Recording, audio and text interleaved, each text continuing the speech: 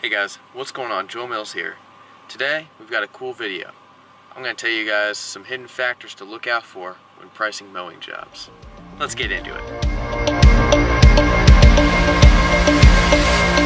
You wanna be all saints, trying hard to be someone else. All we want. Alright, so today, we're going to be talking about hidden factors when pricing mowing jobs. Now, a lot of you guys are well-versed estimators, but some people out there are just beginning. So today, we're going to target those people who are just beginning.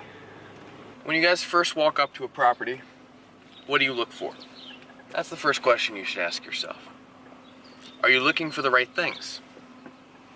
One of the things I always look for whenever I go into some sort of estimating job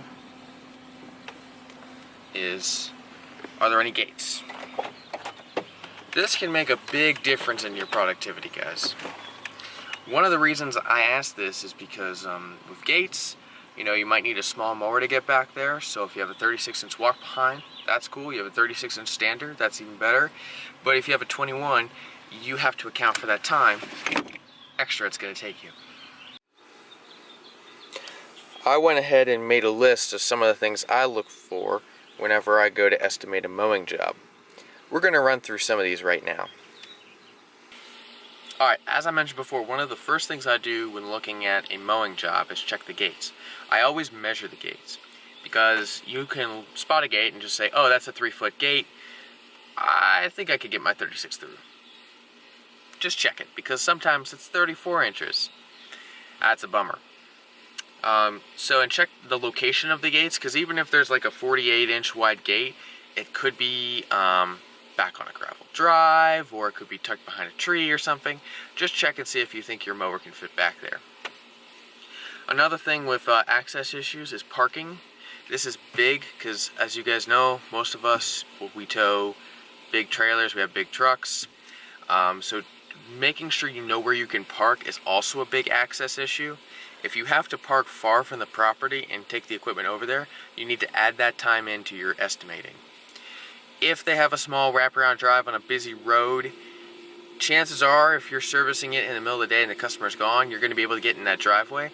But you have to check with the customer, because they could be homesick one day and you drive by and you're like, well crap, I have no place to park. You should have a backup parking place available, just so you know. And you should put that estimated time into your bid. Another thing to know is this parking area, how far is it from the lawn and the bed areas and all that.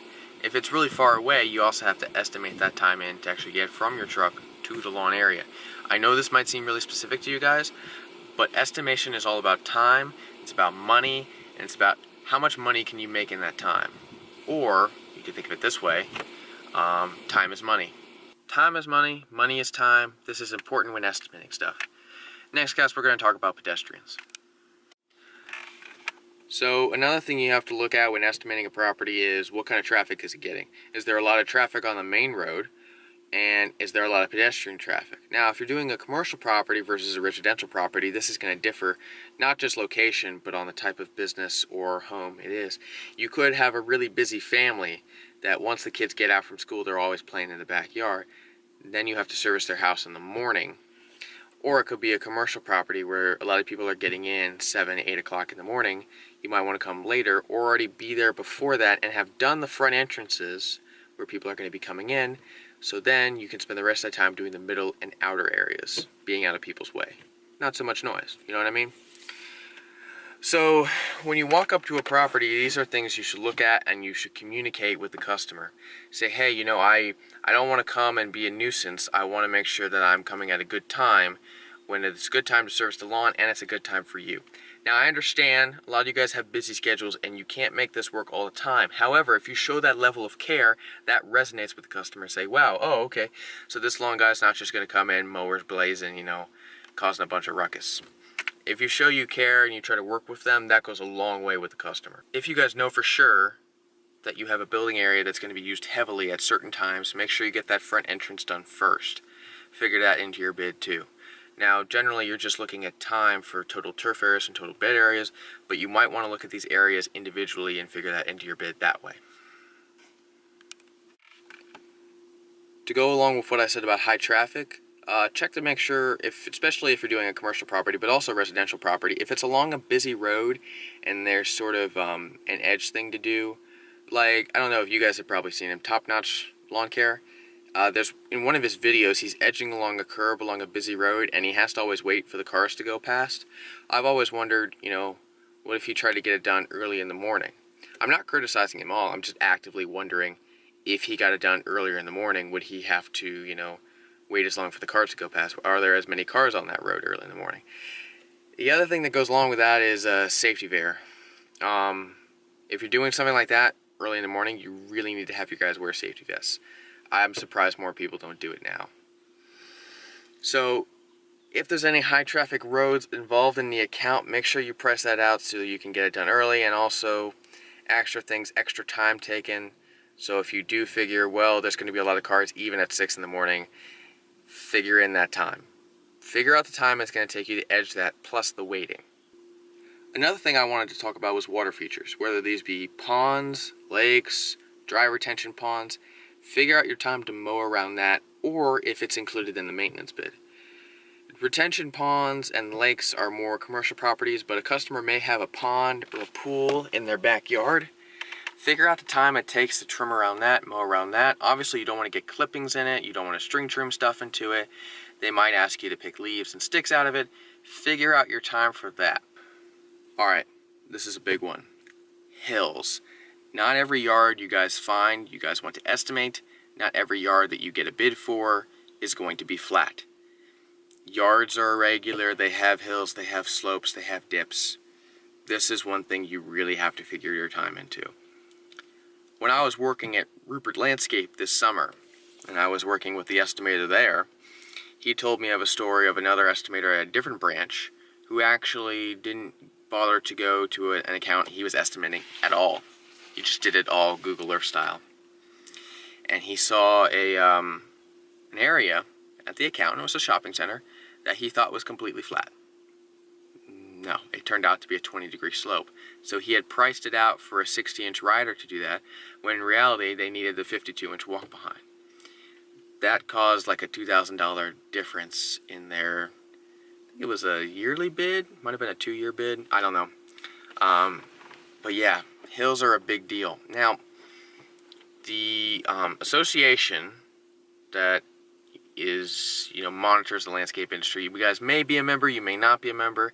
It's the National Association of Landscape Professionals.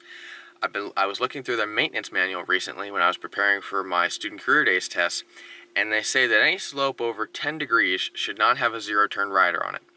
Now, I know some of you guys out there are snickering because you're like, oh, 10-degree slope. I've totally done like 15-degree slopes with my zero-turn. I'm not saying you should, but you really shouldn't.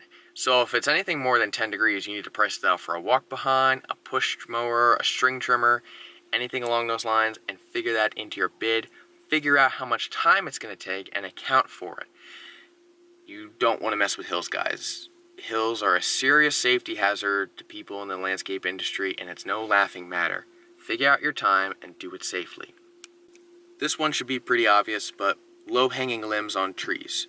For you guys out there that are mowing with zero-turn riders that have the ROPS, these ROPS can actually catch on these low-hanging limbs and can rip them right off. So not only does that make you look bad, that could cause damage to your ROPS, damage to the customer's trees, then that's money that, that you've gone and done lost. So figure that in when figuring out your bid. Do you need to prune the trees up before you go around?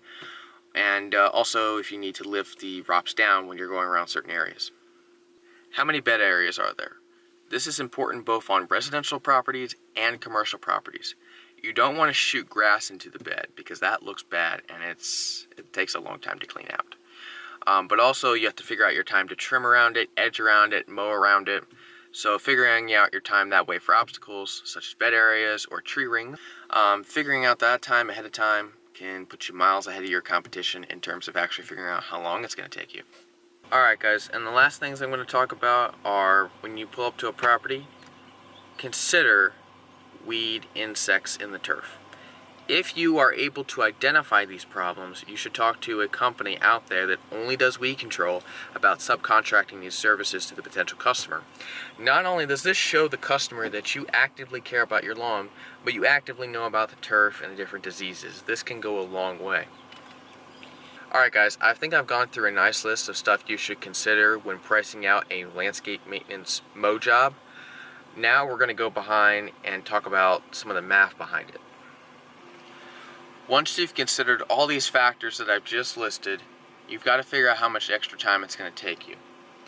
For example, I'm just going to do one example here. This won't apply to everything, but it's a good example. Just think that your customer has a dry retention pond. No, let's do something more realistic. Let's do a pond. Let's say your customer has a pond in their backyard. You've measured the turf area around the pond to be about 3,000 square feet. If you know I can mow 1,000 square feet in 5 minutes with my 36-inch walk behind, so you know that. So that's one of the things you know.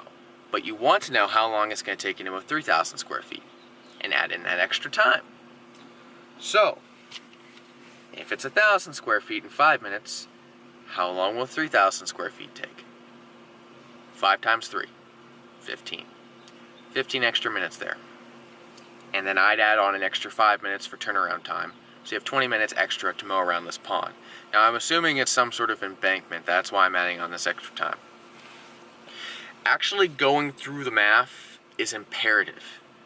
Going through the math can make the difference between an account you lose money on and an account you gain money on. Or break even. It all depends on how you want to figure in overhead and profit. That's another thing too. Most guys, when they're first starting out, don't consider overhead and profit. This is one of the biggest mistakes you can make in business. How are you supposed to make any money if you don't account for your overhead? I can go and do another video about calculating overhead if you guys are interested. If you're interested in that, let me know in the comments down below. But as I was saying, it's really easy to look at a yard and just be like, oh, that's going to take me 20 minutes, so let's charge $25. What if you get on the property and it ends up taking you 35 minutes? Well, then you're out that money.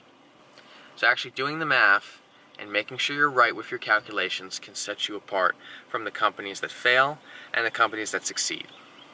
Alright guys, let me know in the comments down below if you're interested in me doing a video about calculating overhead and profits. I'd be happy to do it to the best of my abilities. Thank you guys for watching. I hope you guys are doing well, getting ready for this season. For a lot of us, the season's already here. I don't know if you guys have seen, but I just uploaded a video not too long ago. The first cut of 2017 season, just when I started mowing a couple days ago. Alright guys, hope you guys are doing well. Take it easy. Bye-bye.